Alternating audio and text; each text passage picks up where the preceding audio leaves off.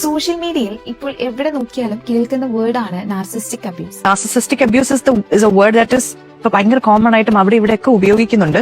I have gone through narcissistic abuse for 2 years. What actually is this? Very simple ആയിട്ട് പറഞ്ഞാൽ it's all about them. സ്വന്തം കാര്യം മാത്രം നോക്കുന്ന, മറ്റുള്ളവരുടെ ഫീലിംഗ്സിന് ഒരു വാല്യൂം കൊടുക്കാത്ത, കോൺസ്റ്റന്റ്ലി വാലിഡേഷൻ ആഗ്രഹിക്കുന്ന ഒരു mindset. But this type of abuse എന്ന് പറയുന്നത് ഫിസിക്കൽ വയലൻസ് പോലെ പുറത്ത് കാണില്ല. It's an emotional trap that slowly drains your mental peace. ഇത്തരം റിലേഷൻഷിപ്പുകളിൽ കോൺസ്റ്റന്റ്ലി കാണുന്ന 4 റെഡ് ഫ്ലാഗ് ഉണ്ട്.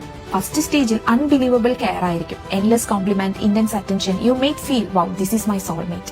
Then slowly the script changes. നമ്മൾ തെറ്റൊന്നും ചെയ്തിട്ടില്ലെങ്കിലും യു ആർ ഓവർ ആക്ടിങ് അല്ലെങ്കിൽ you are making this up എന്ന് പറഞ്ഞ് നമ്മുടെ സാനിറ്റിയെ തന്നെ അവർ ക്വസ്റ്റ്യൻ ചെയ്യും.